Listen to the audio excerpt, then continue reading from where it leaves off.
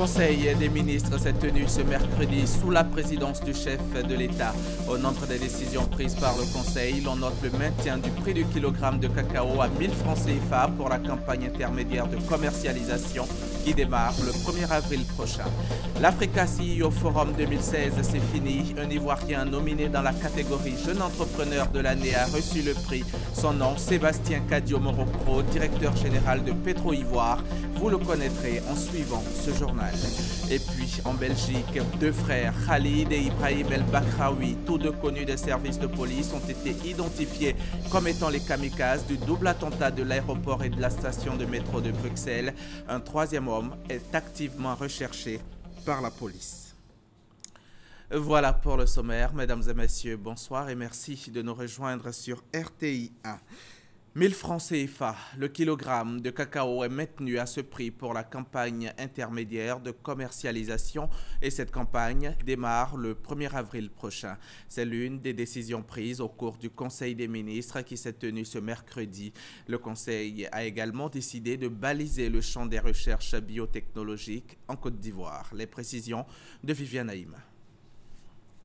À l'heure où la science, à travers sa spécialité, la biotechnologie, permet de réaliser des modifications sur les organes et sur les végétaux, le Conseil des ministres, réuni ce mercredi 23 mars sous la présidence du chef de l'État, a décidé la mise en place au plan national d'un arsenal réglementaire qui jusque-là n'existait pas. Ce projet de loi fixe les conditions dans lesquelles il sera désormais possible de se livrer sur le territoire ivoirien à des manipulations relevant de la biotechnologie moderne. Cela permet de créer des produits de meilleure qualité, cela permet de produire plus, mais il convient évidemment de faire en sorte que les avantages soient plus importants que les inconvénients de ces produits-là. Ainsi, l'État veillera à l'application d'un certain nombre de principes. Et deux organes seront créés pour la bonne mise en œuvre de ces principes. Il s'agit notamment d'une commission nationale de biosécurité et de biosûreté et d'un observatoire national de biosécurité. Le Conseil a aussi décidé des mesures pour stimuler la recherche au niveau de l'enseignement supérieur. Ce décret traduit la volonté du chef de l'État de faire de l'enseignement supérieur et de la recherche scientifique l'un des leviers importants du développement de notre pays. À cet effet, des mesures sont envisagées, notamment l'amélioration de l'équipement des établissements en charge de l'enseignement supérieur et de la recherche, l'amélioration de la qualité de la formation de la recherche et l'amélioration des conditions de travail des enseignants-chercheurs et des chercheurs.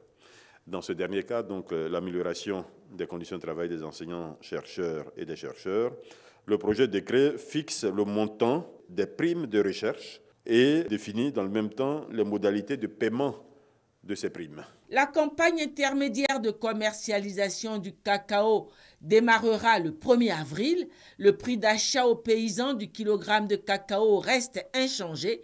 Il est toujours fixé à 1000 francs le kilo. Comme cela a été fait au cours des 3 dernières campagnes, le prix fixé pour le kilogramme de cacao pour la campagne principale est reconduit pour la campagne intermédiaire. Il n'y a donc pas de décote. Le prix pour la campagne intermédiaire sera donc de 1000 francs CFA par kilo. Le Conseil a également approuvé la date du 1er avril 2016 comme date d'ouverture de la campagne intermédiaire 2015-2016. Le Conseil a instruit le Conseil Café Cacao à l'effet de prendre toutes les mesures, y compris les sanctions appropriées pour le respect strict du prix aux producteurs, donc de ce prix de 1000 francs CFA par kilo qui vient d'être fixé. Le gouvernement, une fois encore, prend une nouvelle décision pour l'amélioration du cadre des affaires. Un mécanisme pour l'accès des PME nationales au marché financier régional va être lancé officiellement ce jeudi 24 mars. Le mécanisme d'accès des PME nationales au marché financier régional est un système de financement souple mis en place par la Bourse régionale des valeurs mobilières et spécialement adapté aux besoins et aux réalités des PME. Le gouvernement est déjà engagé dans ce mécanisme de financement, notamment dans le cadre de la mise en œuvre du projet Phoenix. qui est dédié à la valorisation des PME nationales, en termes de création de richesses, en termes de création d'emplois durables également. Le Conseil a donné son approbation pour la nomination du capitaine de vaisseau Djikalou Saint-Cyr au poste de directeur exécutif du Centre interrégional de coordination sur la sécurité et la sûreté maritime en Afrique centrale et occidentale avec poste au Cameroun. Le gouvernement se réunira pour le prochain Conseil des ministres le mercredi 6 avril. Le Premier ministre Daniel Kablan-Duncan a procédé ce mercredi à l'inauguration de la nouvelle voie d'accès au village d'Aboboté, longue de 11 km 200. La nouvelle voie a été réalisée en 8 mois. Aujourd'hui, elle permettra aux usagers de circuler plus aisément et de rallier rapidement les villages de Bokabo et d'Aboboté. Le chef du gouvernement en a profité pour lancer les travaux de renforcement de la voie Samaké, mairie d'Abobo. Daniel Kablan-Duncan s'est ensuite rendu à Ndotré où il a lancé les travaux de canalisation de la commune d'Abobo. Il a pour finir procédé à l'inauguration du château d'eau de Ndotré. Nous y reviendrons dans nos éditions à venir. À l'occasion de la tenue de l'Africa CEO Forum ici à Abidjan les lundis et mardis derniers, Daniel Kablan-Duncan a eu une série d'échanges avec plusieurs partenaires économiques. Parmi eux, des responsables du Club des entrepreneurs monégasques en Afrique, du groupe hôtelier Mario et de la BADEA, la Banque arabe pour le développement de l'Afrique. Francis Boifo nous fait le point. En marge de la 4e édition de Africa CEO Forum à Abidjan, le chef du gouvernement ivoirien a eu un agenda très chargé. Les responsables du Club des entrepreneurs monégasques en Afrique ont été les premiers à être reçus par Daniel Kablan-Duncan. Ils sont venus lui annoncer l'organisation d'une mission dans la capitale économique en octobre prochain. Donc c'est vraiment des missions très B2B, orientées business principalement et amitié également. On souhaite à la fois investir ou trouver des partenaires dans les pays africains. Le vice-président du groupe hôtelier Marriott a dit au Premier ministre sa volonté d'investir en Côte d'Ivoire. Outre l'hôtellerie, la santé et la lutte contre la pauvreté intéressent les investisseurs et partenaires de la Côte d'Ivoire. En témoignent les actions de la Banque arabe pour le développement de l'Afrique, BADEA. Il y a 6 mois, nous avons signé la convention de financement d'un projet d'alimentation d'eau potable. Et hier, nous avons signé la convention de financement de l'hôpital de Yopougon. Nous avons aussi discuté avec son Excellence, Monsieur le Premier ministre, la mise en place d'une banque pour les pauvres. C'est une institution qui va contribuer à la lutte contre la pauvreté et à la création d'activités génératrices de revenus pour les jeunes et pour les femmes. Pour clore la série d'audiences, le chef du gouvernement ivoirien s'est entretenu avec le représentant d'un réseau d'hommes d'affaires basé à l'étranger. Pour nous, c'est surtout la transformation en valeur ajoutée sur, donc on a parlé sur la base des riz. Il y a des déchets de riz, la paille, qui est utilisée comme matière première pour créer les blocs pour la construction. C'est une question qu'on a en discussion maintenant entre Yamoussoukro et Bouaké où installer l'usine. En moins de 48 heures, le Premier ministre Daniel Kablan-Duncan a échangé avec une douzaine d'opérateurs économiques venus prendre part à Africa CEO Forum. Tous soutiennent la croissance économique de la Côte d'Ivoire. Et lors de l'Africa CEO Forum, les meilleurs chefs d'entreprise et dirigeants de groupes africains ainsi que les meilleures entreprises et établissements financiers du continent ont été primés. Le prix du meilleur jeune chef d'entreprise de l'année a été attribué à l'Ivoirien Sébastien Kadio-Morokro, le directeur général de Petro-Ivoire. Un trophée qui distingue les dirigeants africains de moins de 40 ans à la tête d'une entreprise africaine emblématique à fort potentiel. Le reportage de Noël Niagno. L'Africa CEO Forum Award 2016 à Abidjan nous a révélé un jeune champion, Sébastien Kadio-Morokro, dans la série Jeune entrepreneur de l'année. Sa marque déposée, le travail. J'ai 35 ans cette année. Nous avons eu une éducation très stricte et dans laquelle la valeur du travail était le leitmotiv de notre fonctionnement. Donc on va dire que nous nous sommes construits nous-mêmes. Outre le prix de Kadio Moroko, fils, 5 autres ont été décernés. Il s'agit du prix du meilleur PDG de l'année du Nigérian, Oba Otudeko de Onel Group, Henri-Claude Oyima du meilleur banquier avec la BGFI Bank, un groupe financier international multimétier. Quant aux distinctions de la multinationale, de l'investisseur, enfin de la meilleure entreprise de l'année, sont allées respectivement à Heineken, à l'African Finnish Corporation et à Dangote Group. Le Africa CEO Forum Awards récompense les entreprises et les investisseurs dont les actions au quotidien contribuent à la dynamique de croissance de l'Afrique, et l'Ivoirien Kadio Moroko a pris la pleine mesure de ce défi. Et quand on met les regards sur notre société, ça veut dire qu'on n'a plus le droit d'être moins performant, mais au contraire, on doit encore viser plus. La première des choses qui m'est venue en tête, c'est qu'il faut qu'on fasse encore mieux, parce que ça veut dire que maintenant, on a une grande responsabilité. En tout cas, dans mes ambitions et dans ce que je souhaite, on est encore très loin du compte. Le jury du Africa CEO Forum Awards est composé de 5 collèges. Le collège des entreprises, celui des médias, des financiers, de l'institutionnel, enfin le collège des consultants. C'est la somme des analyses de ces différents collèges qui donne le Africa CEO Forum Awards. Voilà pour le chapitre Africa CEO au Forum. Le ministre de l'Agriculture et du Développement rural s'est rendu la semaine dernière au Forum de la Banque mondiale à Washington. Mamadou Sangafoa Coulibaly y est allé vendre le programme de développement agricole de la Côte d'Ivoire, attirer l'attention des partenaires du pays et des bailleurs de fonds sur les opportunités qu'offre l'industrialisation de la Côte d'Ivoire. Adama Koné. Pendant 4 jours à Washington, le ministre de l'Agriculture et du Développement rural est allé porter le message de la Côte d'Ivoire de transformer la structure de son économie. Face à la Banque mondiale et à la Société financière internationale, SFI, Mamadou Sangafoa Coulibaly a clairement dit la détermination du pays à faire du secteur agricole le socle de son industrialisation. Relevant que dans cette option, le gouvernement fait la part belle au privé qui doit assurer la production et la transformation.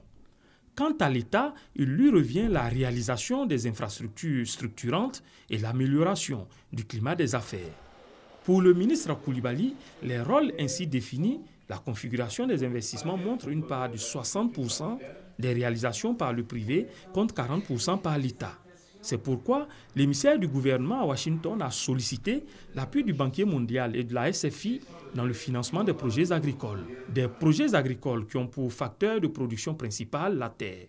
C'est donc bien à propos qu'à la 17e conférence annuelle de la Banque mondiale, toujours à Washington, le ministre Sangafoa Coulibaly s'est lancé dans une opération de charme en déballant la politique foncière de la Côte d'Ivoire. Une politique qui vise la sécurisation des droits de propriété, des droits des exploitants non propriétaires et des personnes vulnérables. Pour la Banque mondiale, la Côte d'Ivoire dispose désormais d'une bonne politique foncière et son application sur le terrain doit donner plus de garanties aux différents acteurs.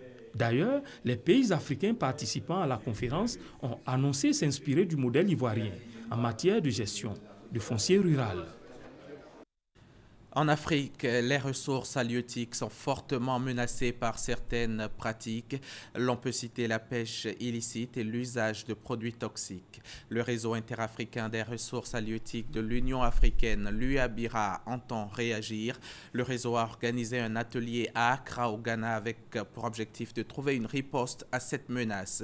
Victorine Yaoyoboué revient d'Accra, où elle a pu suivre ses travaux. Elle présente ici l'état des lieux et les résolutions prises lors de cet atelier. Apam, village de pêcheurs au sud du Ghana. Plusieurs embarcations stationnées, quelques requins déposés çà et là sur la plage, non loin de femmes occupées à écailler des alevins. Bien loin le temps où la mer était généreuse à Apam. Oui, les poissons sont de plus en plus petits. Comme c'est ce qui nous permet de nourrir notre famille, on le fait, mais ce n'est plus rentable. Toutes les femmes se plaignent, on ne trouve plus beaucoup de poissons.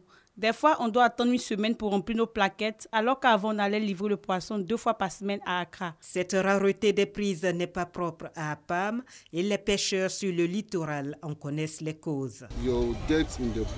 Si vous allez en mer pour pêcher et vous ne revenez pas avec du poisson, vous êtes soit surtaxé, soit endetté. Et donc, il est obligé de tout faire, de tout tenter pour amener du poisson. Il peut utiliser les petits filets, par exemple, donc il amène du petit poisson. Maintenant, les bateaux chinois ont pris le secteur. Ils pêchent les poissons que nous avions l'habitude de pêcher. Et quand nous sortons, nous revenons avec rien. Nous avons dit au gouvernement qu'il faut que ces bateaux étrangers cessent de venir. Et nous leur avons aussi dit qu'il faut qu'il y ait des tests pour tester le niveau de produits chimiques. Et jusqu'à maintenant, aucun test n'a été effectué. Alors, pour ne pas revenir bredouille de la mer, les pêcheurs ont décidé de provoquer la chance en utilisant des produits chimiques. Leur spécialité, la pêche à la dynamite. Oui, les gens utilisent de la dynamite. Nous savons que la dynamite est dangereuse. Si nous n'arrêtons pas l'utilisation de la dynamite, il n'y aura plus de poissons. Mais tant que ces bateaux chinois continuent à venir, nous n'allons pas survivre. Nous avons faim, nous avons des enfants qui dépendent de nous. La Côte d'Ivoire est aussi confrontée à ces pratiques non conventionnelles de la pêche. Les autorités ont dû déployer des moyens conséquents pour lutter contre le fléau.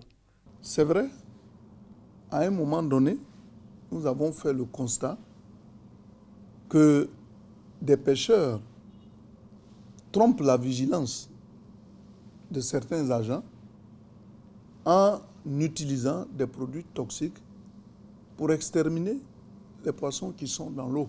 Mais avec la sensibilisation qui est faite, de plus en plus, ce phénomène tend à disparaître. La pêche illicite. Au niveau de la Côte d'Ivoire, nous avons souffert de cette pêche qui était perpétrée dans nos eaux. Le président de la République nous a permis d'acquérir 2 patrouilleurs. Depuis l'acquisition de ces patrouilleurs, on ne fait qu'à raisonner ces bateaux qui viennent pêcher dans nos eaux. Pour combattre définitivement ce fléau, nous avons décidé d'agir en synergie dans le cadre de l'UABIRA, de trouver des solutions appropriées à tous ces phénomènes dont nous avons parlé. Le Bureau interafricain des ressources animales de l'Union africaine, UABIRA, appuyé par la Banque mondiale et l'USAID, est chargé d'apporter des solutions à la mesure de la menace.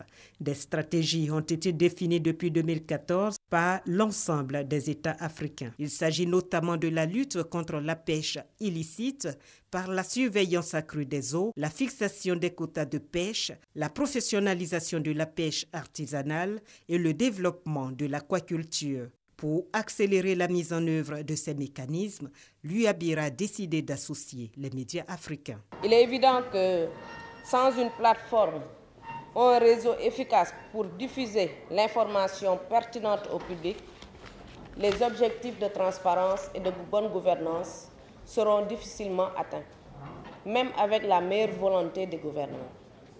Il est très important que le média, la société civile sachent les défis qu'il y a dans la pêche. Si les journalistes sont bien informés, s'ils ont accès à cette information, ils peuvent faire un meilleur rapportage sur les solutions possibles. La centaine de journalistes africains présents aux assises d'Elmina et d'Accra au Ghana ont mis en place un observatoire en vue de contribuer à une pêche responsable et durable en Afrique. Car plus de 12 millions d'Africains vivent encore de la pêche et le poisson constitue la première source de protéines pour les populations.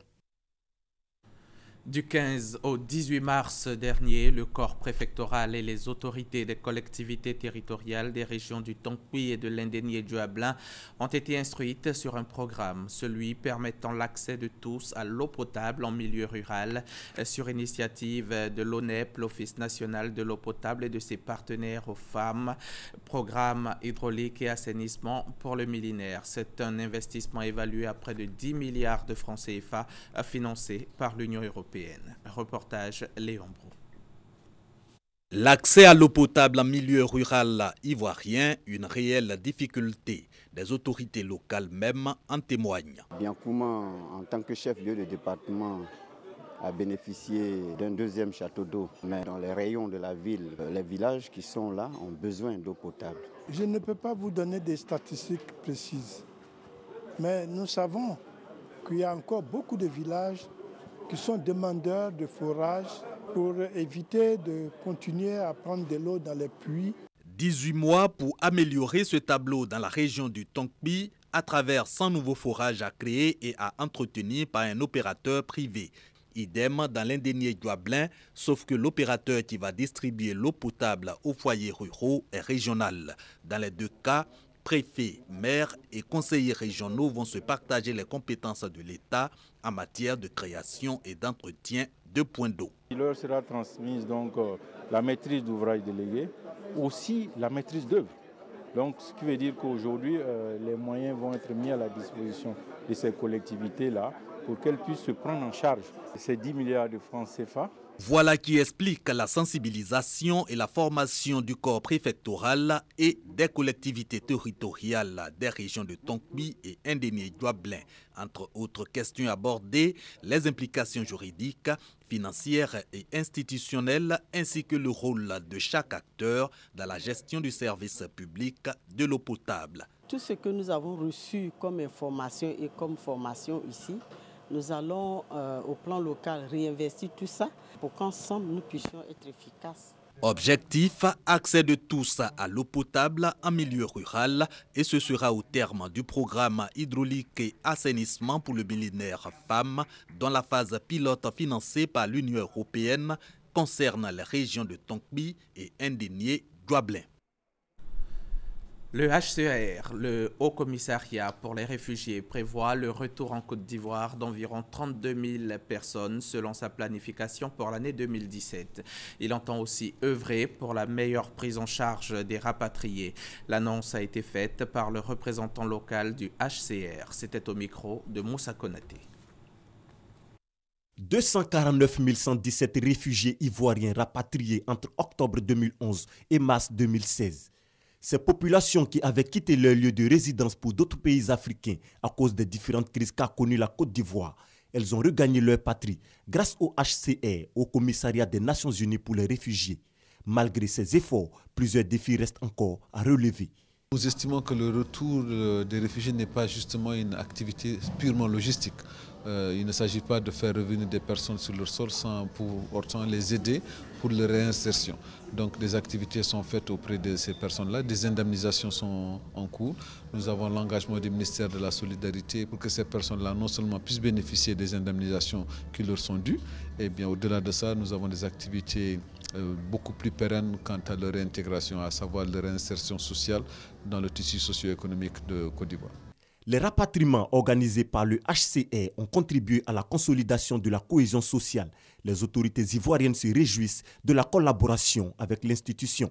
Je voudrais donc, au nom du ministre des Affaires étrangères, saluer l'excellente coopération qui existe entre le HCR et la Côte d'Ivoire. Dans le cadre du rapatriement de la situation des réfugiés, le gouvernement ivoirien est totalement impliqué avec le HCR. La survenue de la maladie à virus Ebola en 2014 avait freiné l'opération de rapatriement des réfugiés. Elle a repris début 2016. Entre le 1er janvier et le 11 mars 2016, 8 576 individus, dont 2 319 familles, sont rentrés au pays. La planification pour l'année 2017 prévoit le retour d'environ 32 000 personnes. La page politique de ce journal à présent. Le secrétaire général par intérim du Rassemblement des Républicains a effectué une tournée dans les communes d'Adjamé et d'Anyama. Amadou Soumaoro dit être allé remobiliser les instances et structures du parti en vue des échéances électorales locales à venir. Ahmed Traoré, Franck Quadio. Le secrétaire général par intérim du Rassemblement des Républicains en tournée de remobilisation. Première étape, les communes d'Adjamé et d'Anyama. Objectif, remobiliser les instances et structures du RDR pour qu'il demeure le premier parti du pays et former un rempart contre toute adversité. Nous sommes venus demander à tous les militants de rester rassemblés, de rester unis autour du chef de l'État et autour du gouvernement, afin que nous les accompagnions dans la construction de cette Côte d'Ivoire nouvelle de paix et de fraternité. Les secrétaires départementaux des communes d'Adjamé et d'Anyama ont saisi cette opportunité pour faire des recommandations à la direction de leur parti en vue d'améliorer les conditions de vie des militants. Je peux vous dire que les difficultés et les préoccupations des militants au niveau de la commune d'Adjamé, c'est surtout au niveau de l'emploi des jeunes, du financement des projets des femmes et de la promotion des cadres RDR d'Adjamé. La base veut, n'est-ce pas, qu'on prenne en compte ces préoccupations. Et je crois que le secrétaire général lui-même a eu à le dire. Selon Amadou Soumaoro, secrétaire général par intérim du RDR, les oufouettistes doivent consolider leurs relations et agir ensemble pour les élections à venir. Il entend donc envoyer en mission des délégations à travers tout le pays pour la transformation du RHDP en un parti politique.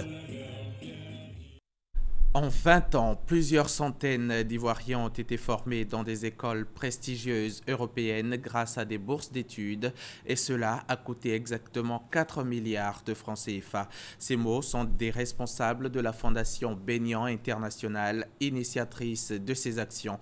C'était au cours de la cérémonie de lancement des activités marquant les 20 années d'existence de la Fondation. Franck Quadio. 450 étudiants ivoiriens ont bénéficié depuis 1996 de bourses d'études étrangères à hauteur de 4 milliards de francs CFA au nom de la Fondation Bénian International. Sylviane Fontaine, directrice de la Fondation, plante le décor.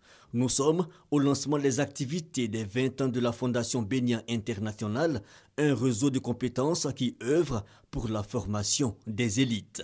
J'en profite pour lancer un appel à tous ceux qui ont les mêmes positions que nous puissions mobiliser nos énergies pour pouvoir permettre à l'Afrique de disposer des ressources qui soient aptes à prendre en main les défis qui nous attendent pour les années à venir. J'aurais été très favorable à cette initiative qui permet quand même de former des jeunes Ivoiriens, de les envoyer se former en France et de ramener tout ce qu'ils ont appris là-bas pour participer ensuite en Côte d'Ivoire à l'évolution d'une classe dirigeante bien formée.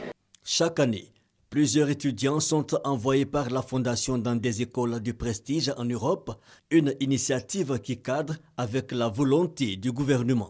L'État ne peut pas tout faire et donc quand nous constatons que des privés arrivent de par leurs propres initiatives à mobiliser autant de ressources et à construire autant de talents, nous allons les accompagner dans la démarche. Les activités marquant les 20 ans de cette organisation visent à mobiliser autour de la cause le maximum de partenaires. Elles prennent fin le 9 juillet prochain par un gala qui boucle la série de conférences, de panels et d'émissions télé et radio. Reportage signé Franck Quadio. Au Bénin, la passation de pouvoir entre le président élu Patrice Talon et Thomas Boni-Yayi est prévue le 6 avril prochain. Quelles ont été les clés de la victoire de l'homme d'affaires lors de la dernière élection présidentielle? Éléments de réponse avec Salimatou Dia et Sylvie Touré. Le slogan de campagne « Nouveau départ pour le Bénin » de Patrice Talon n'est pas anodin. Bien au contraire, il a été en adéquation avec le désir de changement et même de rupture voulu par la majorité des électeurs. C'est qu'au Bénin, le bilan du président sortant Boni-Yayi a fait de nombreux mécontents. Une situation dont a su profiter Patrice Talon, tombé en disgrâce avec le régime dont il a été l'un des barons.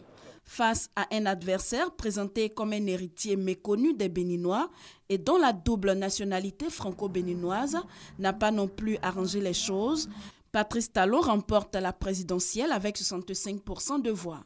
Il faut le dire, l'entre-deux tours y est pour beaucoup. L'homme d'affaires réussit à rafler la totalité ou presque des candidats perdants du premier tour et surtout l'ensemble des pontes du marigot politique béninois. Entre autres, Sébastien Ajavon, Abdoulaye Biochane, Jean-Irénée Koupaki, arrivés respectivement en 3e, 4e et 5e position. Le vote massif des populations en faveur du candidat de la rupture exprime la soif de changement des Béninois.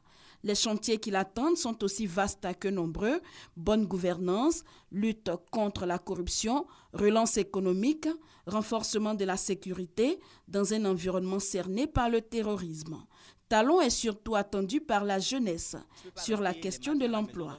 Au Bénin, un jeune sur deux est au chômage. Le nouveau président béninois, Patrice Talon, 58 ans, est l'une des grosses fortunes du pays. Il devrait être installé à la Marina le 6 avril prochain, dans un fauteuil pas tout à fait doux.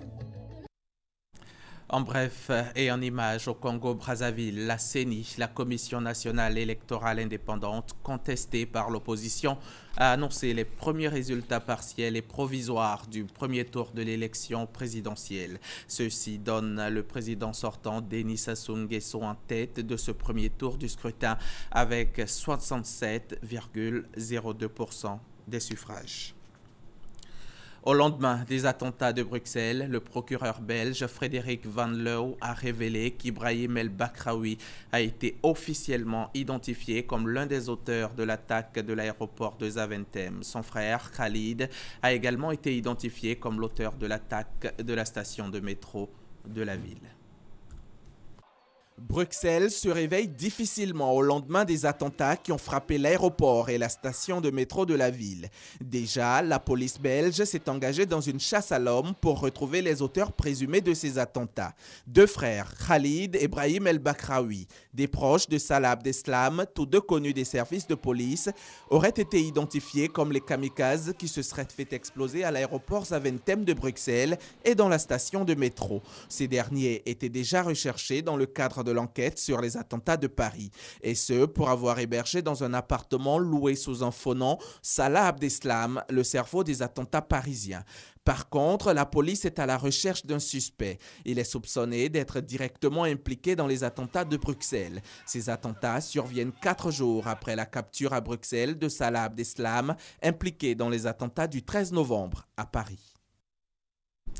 Fin de ce journal. Merci de l'avoir suivi. Très bonne soirée sur la chaîne qui rassemble.